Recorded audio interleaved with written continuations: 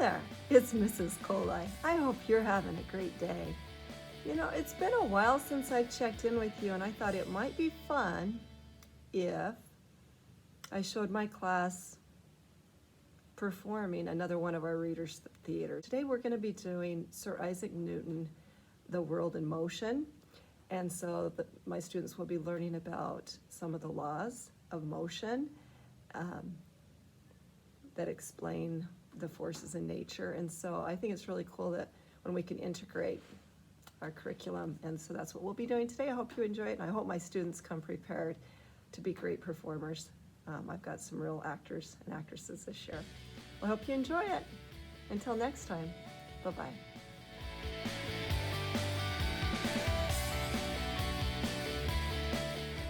I don't know what inertia is. My older sister is studying inertia in our high school science class.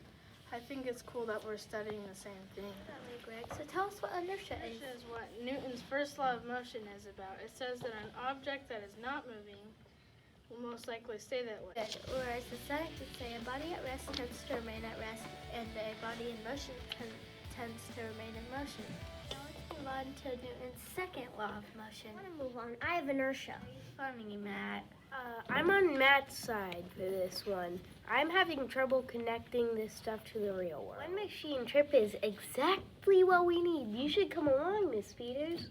But I never travel. I don't even take vacations from school. I'm much too scared to go back in time in your when machine. Telling us we should overcome our fears.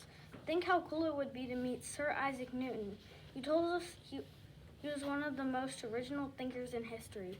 What better way to learn about his laws of motion? All right, I'll come, but so will Greg, Matt, and Claire. Let's see if science becomes more exciting when you meet a famous scientist. Line up, everybody. Inertia, Miss Peters. Let's go! Wow, Tommy and Jordan made a cool time machine.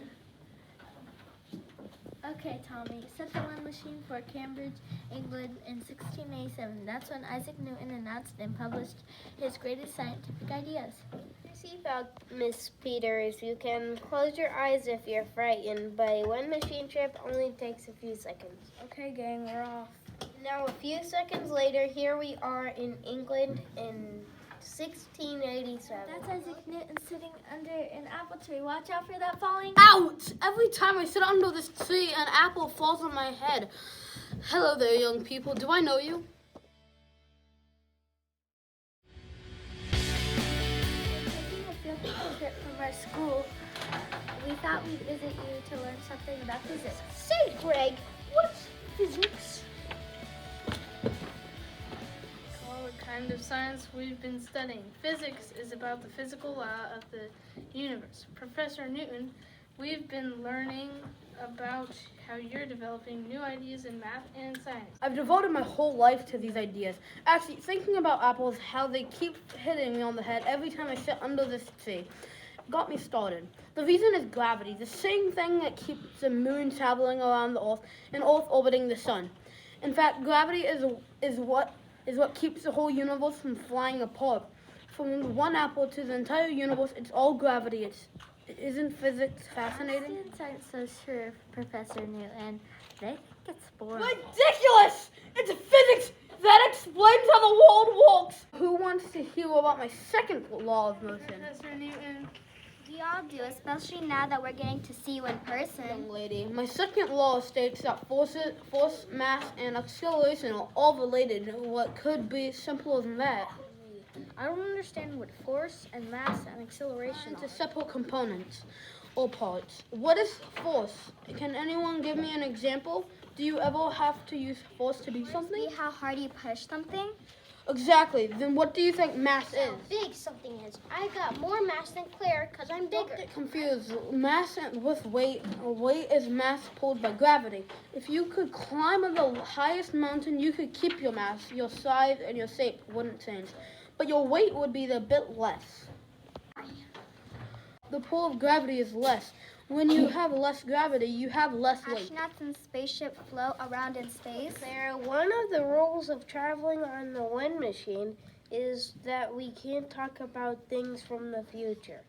We understand mass, Professor, and acceleration is how fast you can make something go, right? Exactly. Acceleration is how fast you can increase the speed of something. For example, let's say I pull this wagon along at one speed, 10 miles per hour. There was no acceleration because the speed remains constant. It's the same to make the wagon go faster. I have to pull harder and use more force. Now let's say the wagon is moving 15 miles per hour. It's accelerated by 5 miles an hour. Out of breath. Now if I add more mass to the wagon by filling it with rocks, it will get harder and harder to pull. But if I only use the same amount of force to pull the wagon, it will decelerate, slow down, or put enough rocks in it, and I won't be able to move the wagon at all. Change the amount of force on an object, it will change how fast it moves and the direction it goes. And if you change the mass or amount to acceleration of that object, it will change the amount of force it takes to move it. Force, mass, and acceleration are all related. Explain. When you throw an apple into the air, what happens? Then it falls down.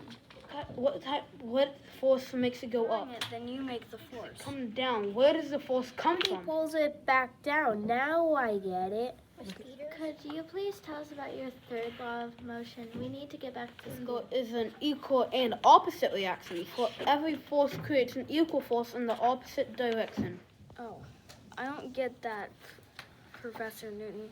Could you use your wagon to explain it? Inside the wagon, and the wagon is standing still on a smooth, flat surface. You jump off the back as hard as you can. What happens to the wagon? Does it stand still? Does it move? The direction that I jumped. Now I get it. I supplied force to the wagon when I jumped. It rolled in the opposite direction. That's the opposite part. But how could it be equal? The wagon's a lot bigger than I am. So, since the wagon has more mass than you, it wouldn't move as far or as fast as you would, but the force would be the same. That's the second law of motion.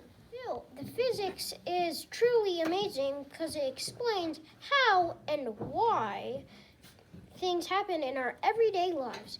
Everybody should know how important your laws are in motion.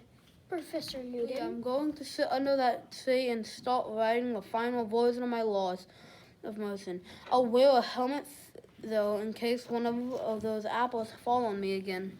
Goodbye, Professor Newton. Thanks for taking the time to talk to us. Your enthusiasm and curiosity. Curiosity is about how the world works. Is what keeps me going. This trip, kids. Meeting Sir Isaac Newton was wonderful, but the best part was watching all of you discover how fascinating science can be. The best part was having you come along with us, Miss Peters. You'll have to promise you'll come on another one machine trip. You know, I think I will. There are so many amazing people in history I'd like to meet. I don't know why it took me so long. For you, Miss Peters. Hi, Sir Isaac Newton. The end.